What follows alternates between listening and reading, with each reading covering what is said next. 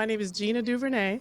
I'm the Adult Services Manager for Gwinnett County Public Library, which means I get to organize author talks. And I only get to do that if you all come out, so thank you for coming. We were waiting on you to start. No. Thank you all for being here. Today, we are joined by Little Shop of Stories, which is in the back. It's a big independent children's bookstore located in Decatur. Thank you for coming. Please visit their table because after the talk, we'll have a book signing. Moderating this evening's talk is Jalen Hall. Right here, that's Jalen Hall.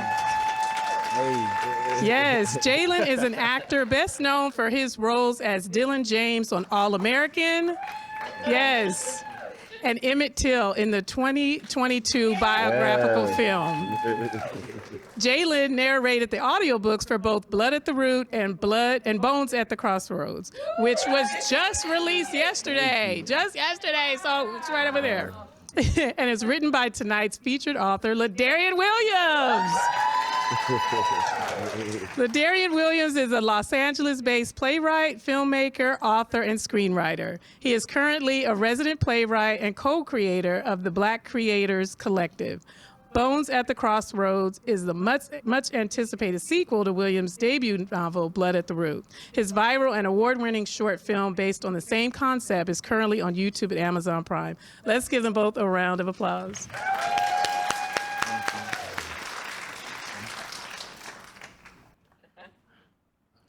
That's us. Oh yeah. Over to me. How's everybody doing? Nice to meet you all. All right. I guess we can really just hop right into it. I'm sorry. I'm used to being like on the other side of it. What do you guys say? Like, do you have like a script? No? Let's get into it. Let's get into it. But today we're here with the star, the man, the myth, the legend. I'm not gonna lie, guys.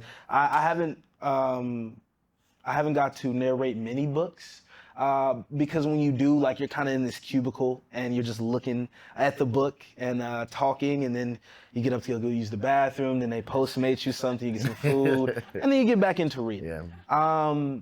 But this has by far been one of the most fun experiences I've ever had because I'm reading these new chapters and these new stories, and I'm feeling like a kid in a candy store learning new things, and all of it has come from this amazing brain right here. Right? So like many of us, me included, I was a new reader. And for new readers out there, like, how would you explain the book in few words or many words, or however many you need? Yeah. So Blood at the Root is a young adult contemporary novel, fantasy novel. It's basically about this young Black boy from Helena, Alabama, which is my actual hometown. He has ancestral hoodoo magic, and he gets accepted into this illustrious, hidden magical HBCU called Came University. It's technically in Louisiana, but it's technically on another plane. That's how we do, fantasy. And he must go there to learn about his ancestral magic and meet new friends, and also reunite with his estranged grandmother and uncover some dark secrets surrounding his mom's mysterious disappearance. I kind of say it's like Vincent Griffith, if anybody watched the originals, like the teenage version of that meets Lovecraft Country and Stomp the Yard, but at a magical HBCU. So picture all of that, and if you went to an HBCU like Morehouse, FAMU, or Clark Atlanta, okay, we have HBC, just picture all of that, but with magic, learning about the, African American, Black American folklore, hoodoo, voodoo magic, and also Haitian history. So yeah, that's how I kind of say it, but a lot of people say, oh, it's kind of like the Black Harry Potter. No. That's what a lot of people say. I don't say it. Yeah, right. I was like, that's what a lot of people are like, oh, I think it's just get people like, oh, what is it? And then once they crack the book open, they're like, oh, no, this is way deeper than a Harry Potter most book. Definitely. So that's how I kind of explain it now. That's what's up. And like, what was the idea behind it? Like, what made you write the book? So the book actually started off as a screenplay. I wrote it as a TV pilot back in 2019, 2020. And I got a whole bunch of friends together in the middle of the pandemic. We could barely get hand sanitizer or tissue. Had to go to Dollar Tree a lot of times and get hand sanitizer apparently. And I said, hey y'all want to film a short film? And my friends was like, I mean, we on lockdown, but sure. So we snuck onto the UCLA campus and we didn't get arrested, thank God. And we shot a short film all over LA, pretending that it was New Orleans. It was really hard. We had to take out a lot of LA milestones in it. And this short film, when it came out, it went viral. And I thought, oh, okay, Hollywood is gonna come calling. They're gonna give me my show. They're gonna give me my shot. And they didn't. When the world started opening back up a little bit, they did not come calling. They kept saying that, oh, we like the story, we like the script, but it's not marketable. And at the time, it was a lot of things going on, like civil unrest. And at the time, I didn't want a Black boy to be in a fantasy novel that only experiences police brutality or racism. I wanted something different. And they couldn't see that. They kept telling me that it was not marketable. And then I fell into a very deep depression about it because I risked my friend's health. I risked my health. I paid a lot of money for that short film. Short films are not cheap. And it was just a lot going on. And I was seeing everybody else's dreams come true. And I was just asking, like, my ancestors, I was asking God, I was like, I don't understand. You gave me this idea. Why is it not coming to pass? And my friend was like, well, why don't you turn it into a book? And I was like, I don't know, because I quit reading, honestly. When I was in high school, Twilight was really big, Hunger Games, Percy Jackson. I love Percy Jackson. It was 3 when I was in high school. Now it's like 16, I heard. It's like 16 books. And I was just like, well, I don't know. Publishing doesn't really want books with a Black boy, especially a teenage Black boy that cusses, that says any and everything that comes to his mind, and that is dealing with so much grief and family trauma and betrayal. I was like, publishing is not going to want that. But what made me write the book was when I went to Barnes & Noble. I know there's an indie bookstore here. We're not supposed to say Barnes & Noble. I went to Barnes & Noble in Burbank, California, and I said, hey, where are books, young adult books with the Black boy on the cover? And she literally looked up and down the shelves, and she was like, oh, and she felt so embarrassed. And I was like, you're not an editor, you're not a publisher, so it's not your job. But she was like, we really don't have anything. And I made that declaration right then and there to go home and turn Blood at the Root TV show into a book. And I wrote it in 12 days, and kind of how we're here. Yeah, 12 days. Yeah, long 12 days, but we wrote it. Yeah. That's what's up, man. And I didn't really get to pick his brain before this, so I'm learning as well as you are, and you're right. And that being said, like, there aren't a lot of main characters that depict us in a realistic way. Some of it is watered down, some of it is tame to an extent, and marketability is really big in our industry. Can I sell you? Which is a poor choice of words. Okay. Actually. No, for real.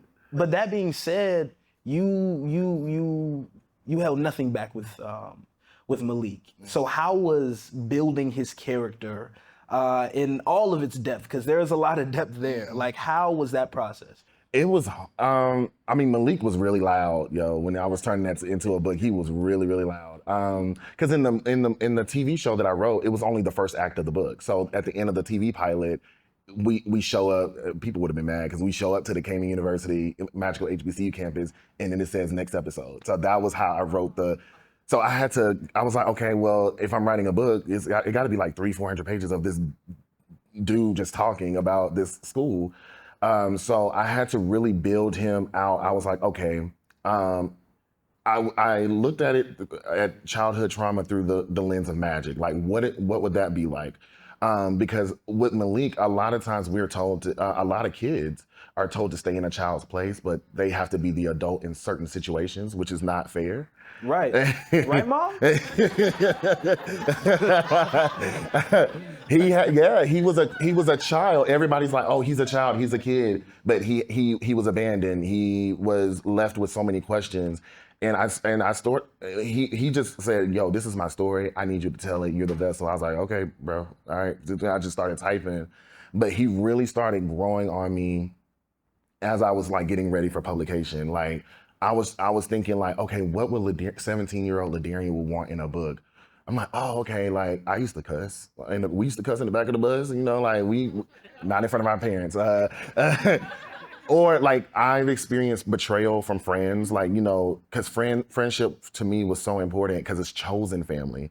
And Malik didn't get to choose his family. So I wanted to, I built that out with him. I built out, you know, Alexis, for the Alexis fans up in here. I know Alexis.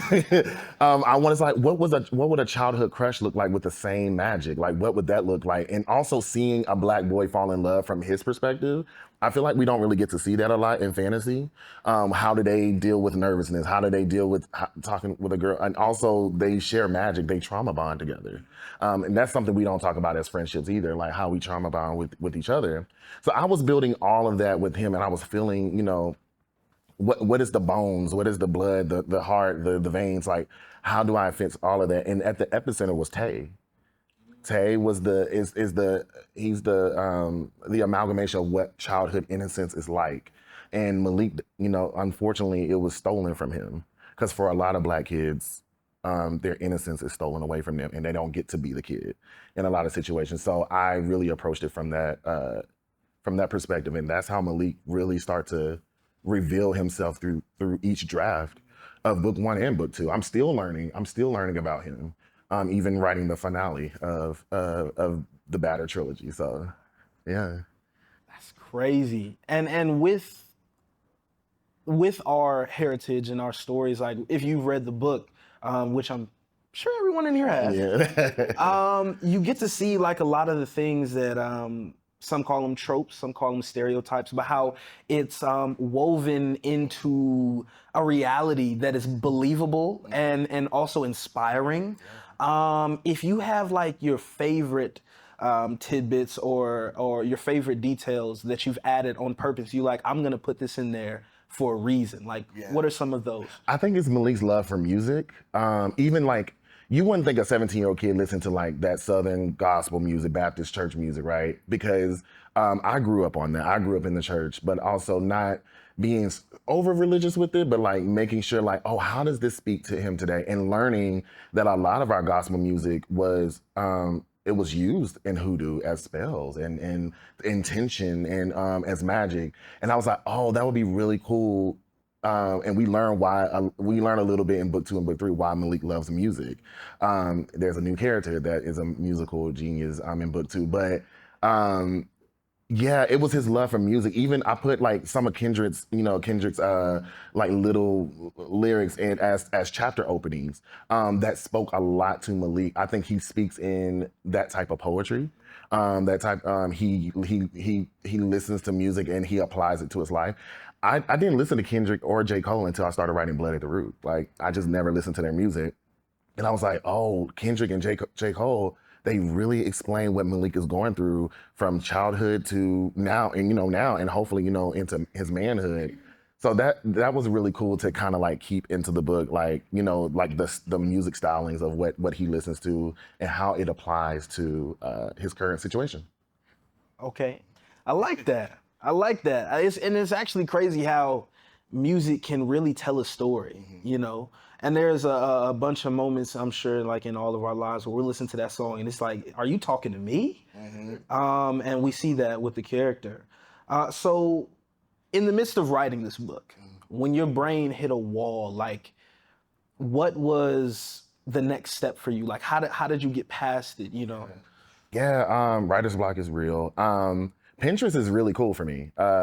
I love Pinterest. I love collecting images. If you look at my Instagram, if you look at what I post on Twitter or social media in general, like I love collecting images of Black folks in the South, like, sitting on the porch, or like the candy lady, or going to grandmama's house. Like that's what I grew up on, and I want to put this in the book, and how do I make it cinematic?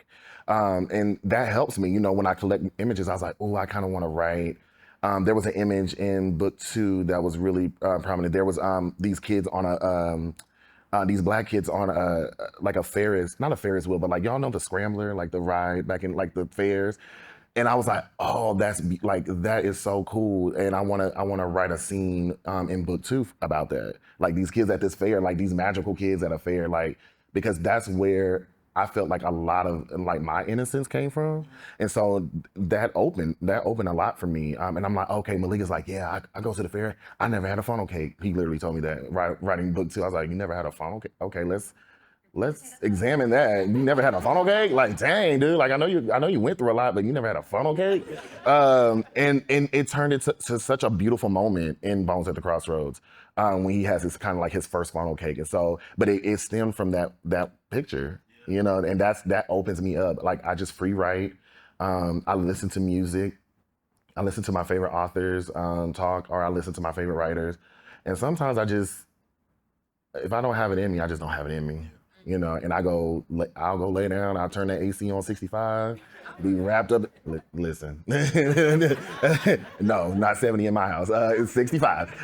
And I hopefully that it comes to me, certain things do come to me in dreams, like the book covers came to me in dreams, like Malik, certain things that he says come to me in dreams. And then when I go back to the computer, when he's like, okay, get up, it's 3, I know it's 2:00 in the morning, get up. I'm like, okay, now I gotta write the chapter because he's ready to talk. So that's how, Pinterest is definitely one of those things. Yeah, that's inspiring. Taking a step into the campus, which is one of my favorite things. What experiences or what research did you pull from? And this is kind of loaded, and I'm really curious to know, because you have buildings that are based off of not just historical figures, but pop culture figures that have broken down so many doors in our Black community. You have, I almost spoiled something for you. Don't spoil it. We can't spoil it.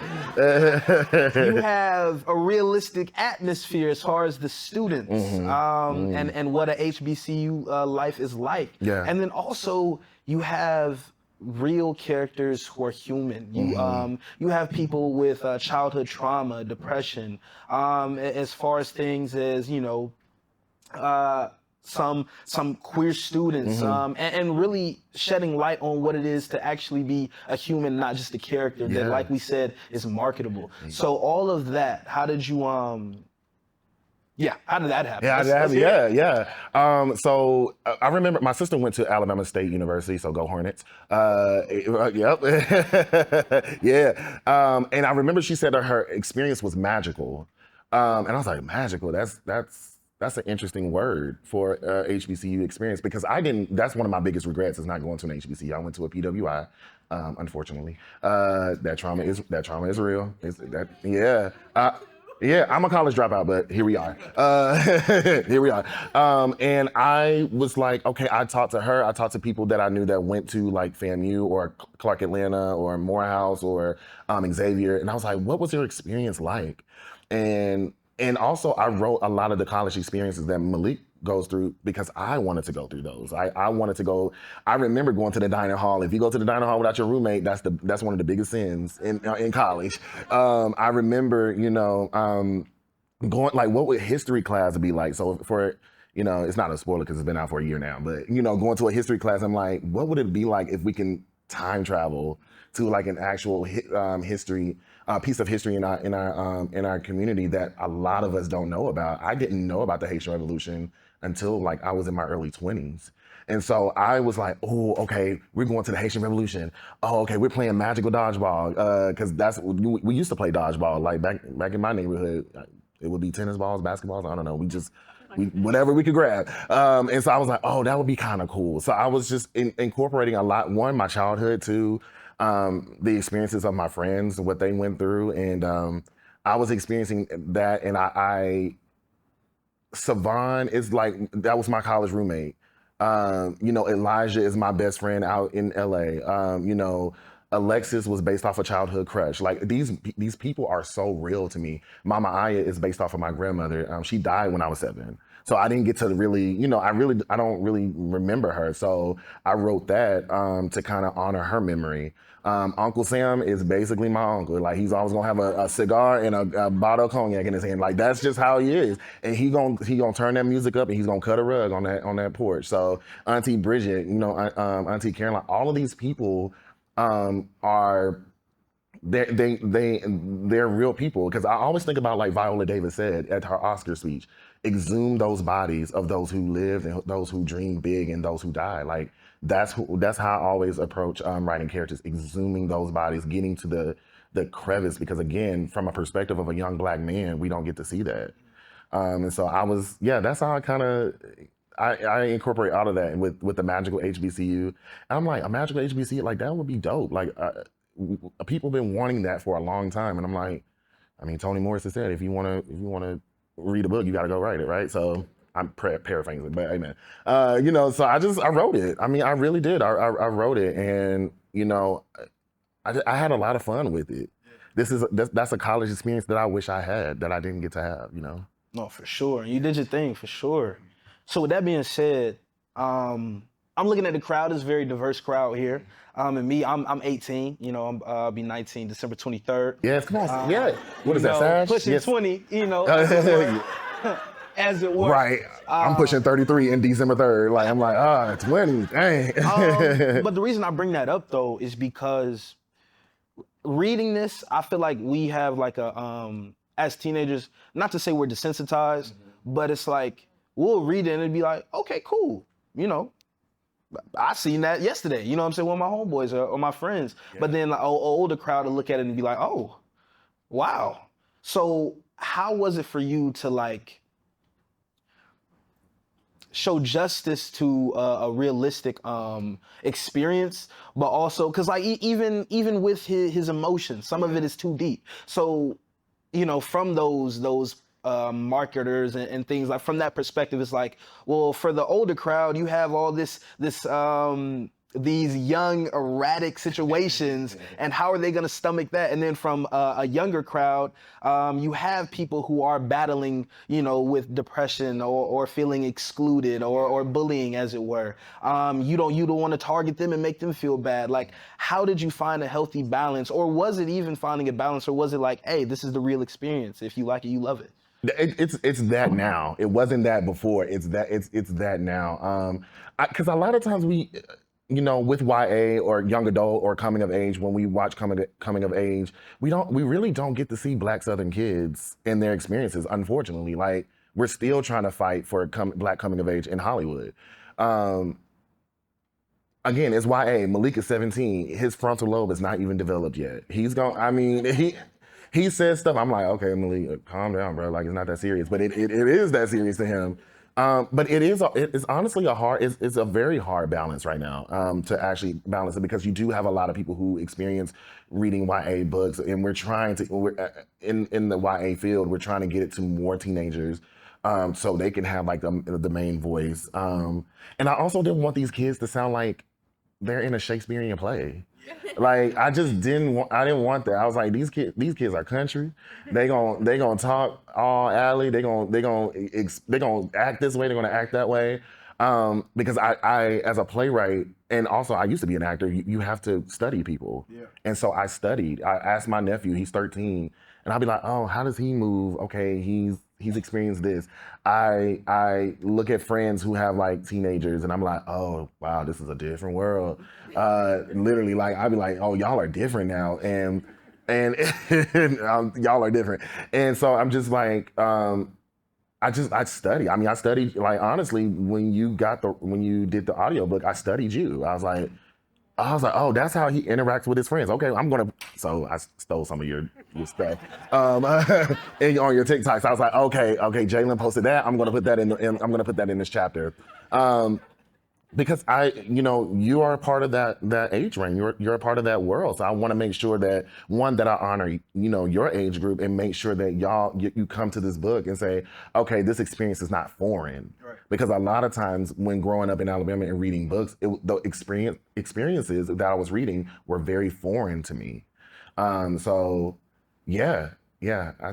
Honestly, I stole a lot from you in book 2. I was like, okay, Jalen posted that. I'm putting that in the book. But yeah, I just wanted to make sure that the teenagers were real, but I also wanted to make the adults in the book real as well. Like, Uncle Sam, he has real conversations at the end of Blood at the Root with Malik. He's like, look, go to college, man. Like, he said some off the wall, stuff.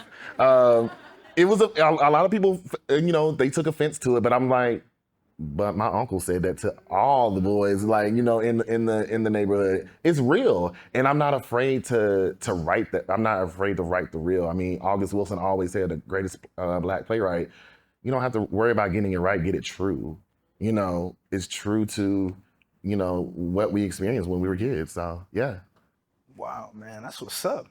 Okay, man, we getting to the nitty-gritty. Yeah, I actually want to ask you a question though. Okay. Yeah, Sure. because look, audiobooks that's not my ministry. I go in, I read the author's note, and I dip out. This dude has to sit down and actually read a book. Yeah. Well, first of all, how you got the role is so interesting. You did the show Crossover on Disney. Mm-hmm. I know one of the writers on that show. Really? And we were looking for a kid. We had auditions for people, and it was like, no offense, it was men in their 30s and 40s. They were trying to read as a kid. I was like, no offense. They were talented voice actors. I was like, no, I need somebody authentic and from the South that has that voice. And I was like, hey, I was talking to the writer on your show at that time. I was like, hey, you think Jalen would want to read a book, like do a narration of a book? He's like, I mean, yeah, I can give you his information or his agent's information. I didn't think you were going to accept it because I think at the time you said, I think you told our people that, oh, you accept only or something like that, offer only. That's what they told me. You know, I didn't know how to contact you. I just didn't know that. But yeah, how you got the role? Like they said offer only. I was like, yeah, because I mean, I watched All American. I watched you until I watched you in Crossover. I actually watched you. I actually watched you grow up on TV, but everybody's little brother. Yeah. But I'm just curious, like what was the process like for you? Like when you first got the book, were you? I don't know. Like what was what was that like? Oh man. It was when they told me about it, I had only done one other book. Mm-hmm. And it was the Crossover. Mm-hmm. And that was because Kwame, obviously, who wrote it, worked on the show. And he was like, man, like, you want to do this for me right quick? And I was like, yeah, why not? You know? And then it made sense. Like, the main character in the movie, so I was like, why not? And we did it, and it was a first-time experience, so obviously I just wanted to see what that process was like. We got in the booth, did everything we did, and it was fun. And then, we moved past it, but then they're like, they want you to narrate this other book. And I was like, okay. Because mind you, like I said before, not saying that there's anything wrong with the process, but when you go from like acting on a set with people, talking to people, learning different things, you're in the scene, you can actually move around and not be idle for 3 hours. Yeah. It's different than, like I said, getting in your cubicle and looking at this screen and talking. So I definitely had to talk to myself. It's like, man, when that Saturday come around, are you going to be ready to do this? Yeah. So I was like, let me look at it. And they sent it over. And I'm a big, I don't even like saying nerd. Like, I have a good taste, I like, okay. Yeah. You know what I'm saying? Like, before everybody be like, oh, you a nerd? Man, I can watch anime and still be cooler than you, Tony. Okay, listen. Which I do. I like anime. Listen. But I love that fiction. I love superheroes. I love magic. I love all those type of things. So when I looked at it, it was even the cover of it, and I was like, oh, what is this talking about? Yeah. And I read a couple pages of it, and the overall synopsis of it, and I was like, I want to do it. I want to do it. This is a black kid who, and also growing up, I did have that imagination, which is why I love acting so much, because you're telling stories. I had that imagination of, y'all ever, act like y'all fighting somebody and it's you just hitting air? Or you holding out your hand, hoping that this water bottle moves, and you unlock your magic, and this is nah, dude, you're probably straining yourself, dog. But I always thought like that, and I was like, wow, it's a book literally doing the things that my imagination is working around. So I was like, yeah, let's do it. We got in there, and I was reading the first book, and I remember getting to the point where it's okay, I'm going. I'm like, are you serious? having those moments, you're like, wow, dog. And then we uncovering new stuff, like how you said about the Haitian Revolution and stuff like that. Like, I would stop. I'll be talking to the engineer. I was like, yo, this really true? Like, did this happen? Google it right quick. And we would stop in the middle and say, Google it. And she would press the button, yo, it's true, yo. She's so cool. She's so cool. And I'll be like, what? And then we saying spells, and then she giving me ways to say it. I'm like, oh man. And I'm only saying it in the booth because I ain't finna go home and say it. Okay, you're not trying to. I go to that mirror and I'm like, but yeah, to answer your question, man, it was really just the angst and the imagination that just really excited me. Yeah.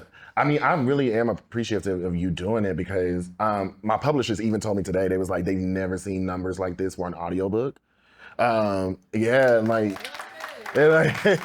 Blood at the Root audiobook was a #1 bestseller on Audible, I think for like 8 months straight. And they said they never seen numbers like that.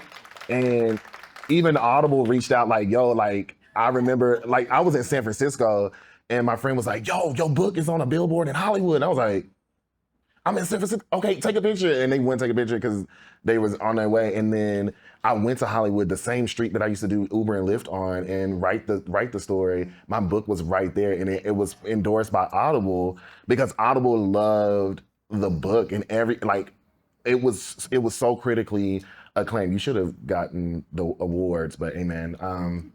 Amen. But yeah, you really brought Malik to life. Like, I've never, like, you know, I've done the short film, but like, I've never heard him like in my ear, like real, like I hear him in my ear, but like to actually hear him, you really brought him to life. And like, people were begging for you to come back. And it was like, he better be coming back. And I was like, look, he is booked and busy. Like, we will hold off on the audiobook until he's free. But yeah, like, everybody was like tweeting me and messaging me and even tagging you like, man, we really want him to come back because he is Malik. And again, to prove that, it proved to my publishers, like, look, I want a Black boy who's from the South, who has that vernacular to be a part of the audiobook. But I don't know, like, when you came back, man, it was like, yo, like, people are gonna gag because it's like, people were really, I'm telling you, like, they were in my DMs every day. He better come back, like, he better come back. So I really appreciate you for taking this role and taking this chance on this book. Of course. Doing 1,000 times again. Yeah. Hopefully more books. Yeah. Hopefully more books. Hopefully we'll circle back around. It won't be a short film no more, but. Like, people are like, no, he has to be Malik in the film. And I'm like, I found my Malik. So, you know, we're working on it. And you'll probably get that call very soon. Like, hey, it's time to go to set, bro. So let's do it. But yeah, thank you so much. I think we're ready for that portion. Let's get these Q&A. books. Yeah. Or wait. Oh, wait, it's a. Oh, did you? What happened? Oh yeah, what is next for you? What is next? What are the dreams for the book? For the franchise. I mean, I gotta finish. So there is a trilogy. I'm working on book 3, the finale, unfortunately, for a lot of people. I'm working on the finale, and we're working on a TV show. We're really working. There are things in the works. So, like I said, be ready for that call. I'm exploring, I'm writing another fantasy series, and I'm exploring other characters, you know, maybe a little Once Upon a Time mixed with Wakanda Forever, with Black towns that were drowned out, you know, yeah. So it's set in the same world. Malik is from Helena, and this character is from, I also grew up in a town called Alabaster, Alabama. And so we're gonna see another character. They're the same age. They cross paths, and it's also I foreshadow it in book 2. So I'm working on that, and then yeah, I mean the TV show, man. It started off as a short film. I wrote it as a book. We got to get it back to the TV show. Yes, like that's I'm putting that up in the air. It's already done. It's already happened. I just have to wait. But yeah, that's next. That's what's up. Yeah, we love. Yeah, go ahead. I have two. Okay. Hi, I'm Brittany. Hi, Brittany. First things, thank you, LaDarrion. Yeah. So yesterday I hit you up, and I was one that said I moved your books in that for the front. As Appreciate a million. Appreciate it. It was in the back, and I was Appreciate like, you know what? Let me just put these workbooks million for a minute and put them in the front. Appreciate So that. really, because they don't, they in the back. What's that for? Like it's an open day. And then also, Jalen, like I was one of the ones that tweeted him and was like, "Hey, you need to get back." And I bought the audiobook. I never buy audiobooks ever. I'm like, I'm not. It's physical media. You can't touch it, so I'm not gonna buy it. But you really brought Malik to life. Yeah. Like your words with his just talent, it was just amazing. Yeah. So both of you guys, it just feels so good to just have Black Boy Joy. It's just older Black Boy Joy and younger Black Boy Joy. Yeah. A lot of my husband likes to read, and one of the frustrations for him is finding somebody like him that wrote the book, especially fantasy. So I just want to give kudos out for you guys. Like, love your stuff. So yeah, that's it for me. Thank you. Yeah, appreciate that. Yeah, go ahead. Just to give you your flowers moment. I'm Chartel, and I do all return about the cover. I can't remember what bookstore I was in, but saw the cover and like, just give this one. Then I saw you across social media, and I was like, he's real and accessible. I appreciate that. One thing I love about your book is its accessibility. When you think about Black boys, I feel like are one of the most underrepresented demographic. And so to have your book be easy to read, easy to relate to, and to show so many that we don't see. Black boys want to read this book. And I just appreciate you having the forethought and the energy to do this, especially in this political climate. It can be really scary to talk about things that your book talks about. So normalizing all of this, so hopefully our Black boys don't feel like nerds. They feel like the badasses that they are, right? So I just appreciate you taking that and putting this out there. So can't wait for the third one. Yeah, thank you. You. So I have a question for both of y'all, actually. My first question is... Look at his shirt. Right, I was like, wait a minute. That's hard. I know, I was like, wait a minute. I was like, that is dope. But continue. Yeah, continue. My first question was, who's your favorite character to write, not including Malik, Ty, Tay, Barons, and Lexus? That's it. Oh wow, he said rule all them out. D-Lo. D-Lo's one. Yeah, D-Lo, Malik's roommate. I can't wait for y'all to see or read and see. Amen. Their bromance in book 2. They're cut from the same cloth. So definitely Malik's his roommate D-Lo. He's one of my favorite characters. And then my question for you was, while reading, did you have a part that you while reading cracked up on? I just couldn't get together, and if there was, what part was it? That's a great question. That's a great question. I'm trying to think about the first thing that comes to mind is in the second book, which is why I'm trying to think back to the first one. Because I don't want to get no spoilers, man, because y'all gonna love it. Yeah. I would say,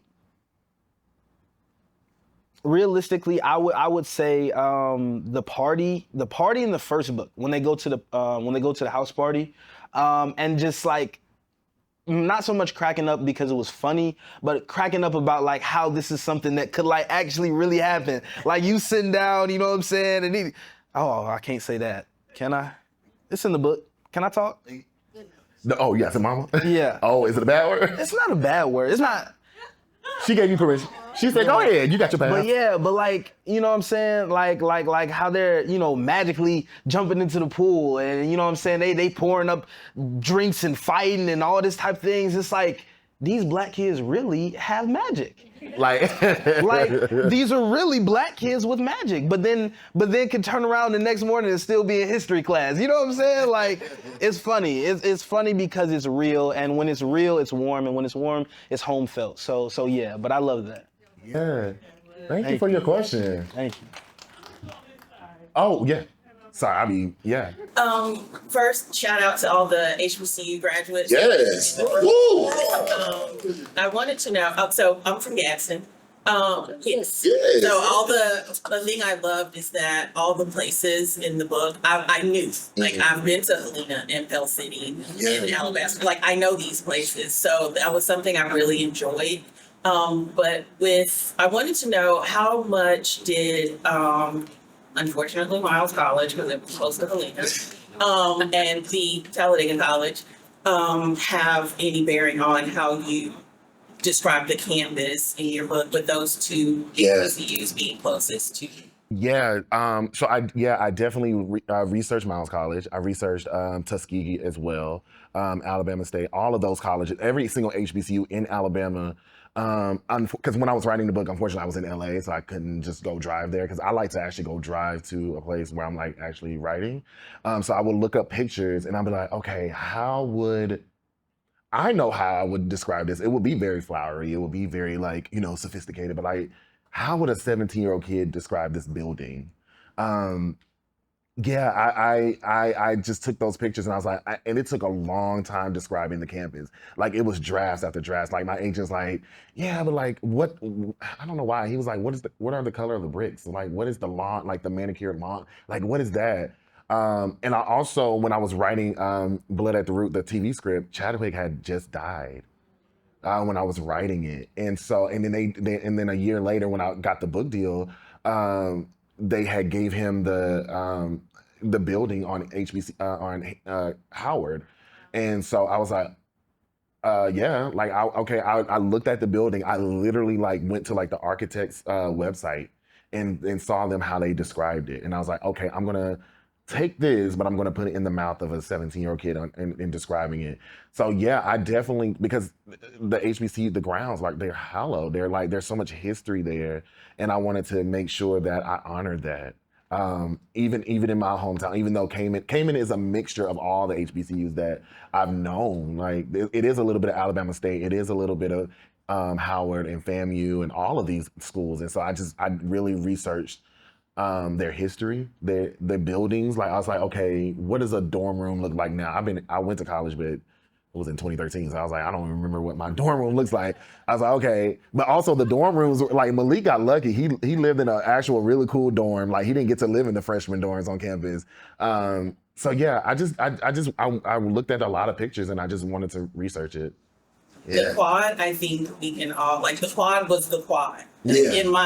When I read it, I was like, my first alma mater is Talladega College, and when I read it, it was the quad. Yeah. And I think we can all, even if not just an HBCU, but the quad was perfectly described. Because it took a long time to describe. It was perfect. I appreciate that. It took a long time to describe it. Thank you. Yeah. Hi, my name is Candace. I did not go to a HBCU, but I did pledge the Divine Nine. Yes. It's one of my favorite parts about the book. Can you talk a little bit about how your sororities and fraternities are based on the Divine Nine, if they are at all? Oh, I don't know. Are they in here? Because y'all don't play. Listen, y'all don't play. My sister's a Delta, so however y'all do. Okay. So I asked her, like, I would send her scenes. I was like, hey, like, is this correct? Like, I also had to make up the chants. And the chants in book 2 was actually in book 1, but I had to take them out. And so I put them in book 2. I was like, I was like, oh, she's like, okay, change this word, change that word. But I also wanted to make sure, I was like, LaDarrion, how can I take creative license without being, attacked or not attacked, but like held to the fire? So I said, make them, they're based off of Orishas. So there's the daughters of Oshun. Yeah, there's the daughters of Oshun. You're a daughter of Oshun? There's the Oyas. So the daughters of Oshun, I think they're kind of like the Deltas. And the Oyas are kind of like the, what's the like? No, you have that reverse. So you want me to switch? Okay, okay. So, hey, see, I be learning that. I learn I learn every day. And then there's the Jakutas, which are the Shangos. So they're like the top dogs on campus. And so, yeah, they the top dogs. Like, but the Oyas and the Daughters of Oshun, they all battle to get their attention, and you know, because that's what actually in Orishan history, that's how they are. And so, yeah, you're gonna see a lot of that in book 2, y'all. Like, and I call them the Divine Dines because I had to. Yeah, I had to change it, y'all. I had to change it. Yeah, there's one of my favorite scenes in book 2 where Malik gets to literally see it, and he gets to see them in their element. Because I watched hours and hours of like deltas and AKA like of them like stepping, and I was like, okay, like literally I would pause. I'd be like, okay, they move like this, and I would send it to my sister. I'd be like, hey, is this accurate? So yeah, the fraternities and sororities. Oh, also you're gonna meet the queer-led organization, fraternity sorority on campus called House of Transcendence. Yeah, so it's gonna be Savan. Yeah, so we're gonna see a lot of them on in book 2, because I wanted to give them that community their flowers too as well. So yeah, I had to be very, very, very careful writing that because people were like, "Oh, no, you stole that, Jen." I was like, "No, I promise, I made it up. Hopefully it's good. Whoever pledged, and you're like, nah, that's not how it is." Okay, do it privately, please. Don't, because I'm always growing, I'm always learning, so I'm open. Yes, ma'am, in the purple. Okay, have you read Jeff Stetson's LaDarrion Williams? No. It came out in the early 2000s. He's also a playwright. He wrote Meeting. Oh, yes. But this book is set on a college campus near Jackson, Mississippi. And the professor is teaching his class about all the murders that happened, 60s, 50s, etc. And he focuses on one every week. And what begins to happen, all of these people who kill Black people, who burn them, who lynch them, they start disappearing in the same way that they murdered some. What's this?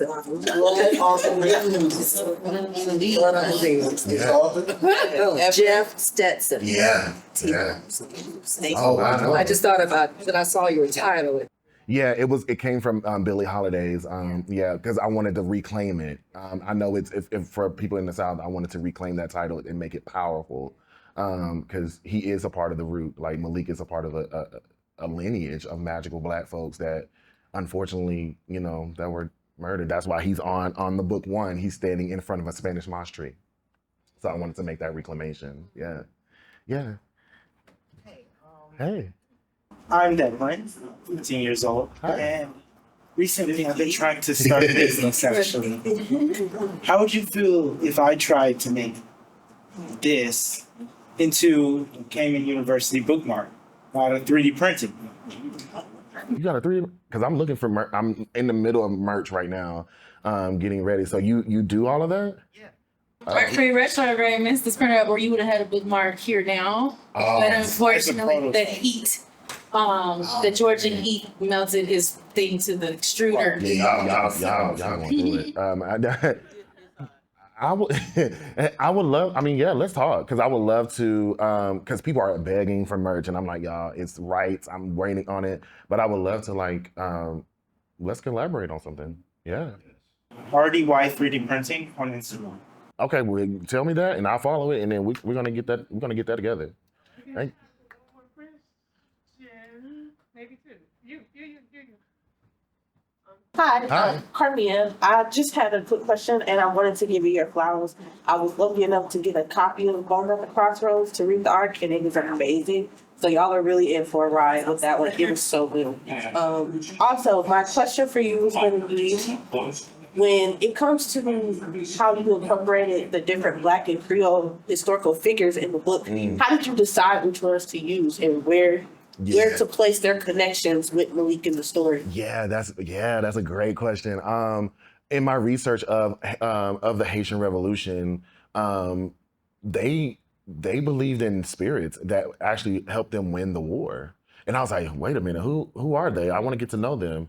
I don't want to mess around with them, but I want to get to know them. But also, so Banwan Samdi came from I mean, it's the best season, but American Horror Story Coven, right, with Queen Angela, the best season. But I did not like their portrayal of Papa Legba. I was like, why is he snorting coke and why is he talking this way? It felt from a white lens. And so I studied. I was like, okay, who's the other side of Papa Legba? And so I was like, Bhagwan Sam D. And I did a lot of research, and my friend actually, he works with Bhagwan Sam D. And he was like, hey, LaDarrion, you got to get it right because he's standing right beside you. I'm like, okay. But he was like, but he is like, when I was researching him, I was like, oh, he's debauchery. I mean, he cusses. He don't make him mad, but he also gives a lot of life lessons. And I was like, oh, that would be perfect for Malik, like as a play uncle. So I was really interested in that. And also, my man Brigitte, the auntie Brigitte, we're gonna get to know a little bit more about her in book 2. I wanted to include her because my friend told me that she's not included in a lot of books or films or television, and she's often feels left out. And she's equal to Bhagwan Sam D. There are some certain people believe that. So I wanted to incorporate that. We were gonna see more. We want to see. Oh my gosh. We might see Papa Legba in book 2. I don't know yet. We'll see. Y'all will see. Y'all will see if you meet Papa Legba. But yeah, I wanted to kind of pay their flowers because yes, we do hear a lot about the Orishas, but we never get to hear that side, especially in Haitian culture. It's so beautiful, it's so vast, it's so complex. So I was like, well, Malik is connected to the Haitian Revolution. I gotta add the spirits and the deities there, and incorporating them into the book a lot more, and how Malik talks and how he works, how he even activates his magic. We meet Bhagwan Sam D. Malik meets him at a gas station, which is the gas station, if you really read it, and also on the short film, it was at a Crossroads. And so, yeah, it was at that's why, and Bhagwan Sam D tells Malik, sometimes you got to lay your bones down at the crossroads. And that's how the title came.